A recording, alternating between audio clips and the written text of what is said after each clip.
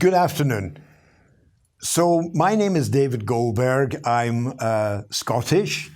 I'm a law professor and I'm a Council of Europe expert on access to information. I say I'm Scottish not for nationalistic reasons, but because we in Scotland have our own Freedom of Information Act and actually an independent information commissioner with powers of enforcement in relation to his or her decisions.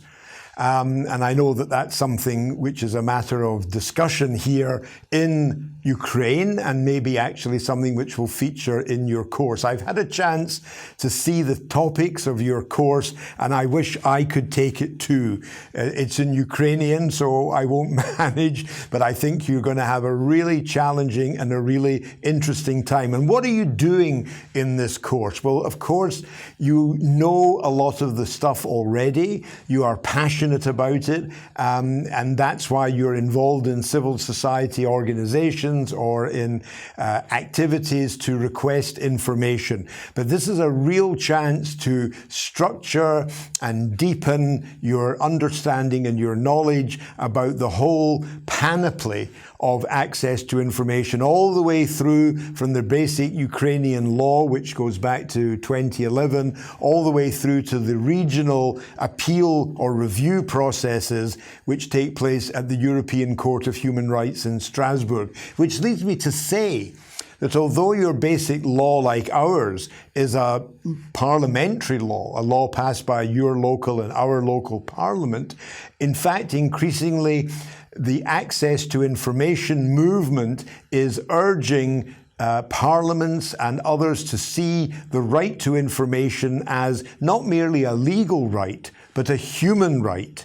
And this is something which will actually deepen the anchoring of the access to information movement as the years progress, because it means that it's not something which can be removed by parliaments at their behest or at their whim. Now, there can be a whole host of reasons why you want to ask for information. In fact, they are as numerous as you are yourselves. No one knows now what it is that they may want to ask information about, whether it's connected to the education system, the health service, the transportation system, environmental impact, and so on. Let me emphasize that I think, and I've been involved with the freedom of information or the right to information movement now for many years, that it's actually about these what I call bread and butter issues. Yes, you might want to get involved in issues which skirt the areas of national security or very high-level politics, but basically the point of the right to information movement, as was said 250 years ago by Peter Forsskål, that the right to information is the right to know society's state of affairs in order for you to be able to participate in social life. You need to know what is going on. And so it's about social participation. And that means that it can be about anything which you choose to get involved in any of those particular fields or those particular domains. It's a global movement these days. There are 113 countries covering 89% of the world's population, which are now living in countries which have an Access to Information Act. And the key point about it is that it offers, in a nutshell, a legally enforceable right to request information which ought to be given to you by anyone who holds it, provided there are no limited and narrowly drawn exceptions, which of course there are in all laws. And in fact, one of the challenges is to, make sure to push the boat out, as we say, to make sure that these exceptions are not over broadly applied and that any authority which refuses to disclose the information should only do so where there is a significant degree of harm, and where actually, even if there might be a significant degree of harm in disclosing the information, there might not yet still be a public interest in disclosing that information.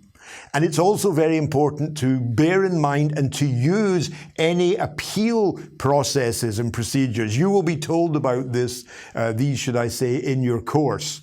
Because if you get refused by the first information officer, then that does not mean that you cannot use the law to appeal to different processes further up the ladder, either to the independent information commissioner here in Ukraine or indeed to the courts.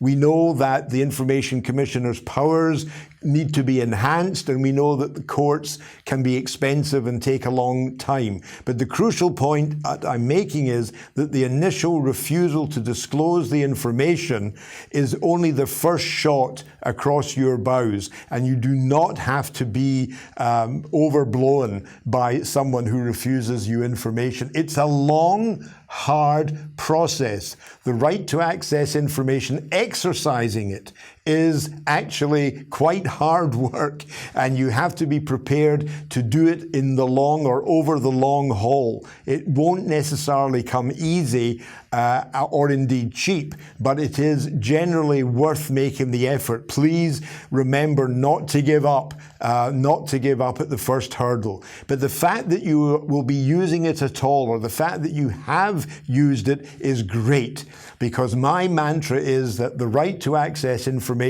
is a verb. It's not a noun. In other words, it's an activity. It's an actionable activity. We don't get a state of information in a society where it's going to be the case that all information that we want to see released is released. That's seeing information as a noun. See it as a verb, see it as an activity, request it, keep requesting it, appeal against any initial refusals, and of course take all opportunities to get involved in movements and campaigns to extend the Act, to improve the Act, to enhance the powers of the Commissioner. There is an ongoing debate about whether there should be a constitutional law to give the Commissioner new powers to enforce his or her decision, as is the case in Scotland and elsewhere in other parts of the world. So you can see yourself as part of a great revolution, a revolution in governance, the first time in several millennia that the default position has been not who are you and why do you want the information, but it is yours as of legal right. And that's a revolution in governance.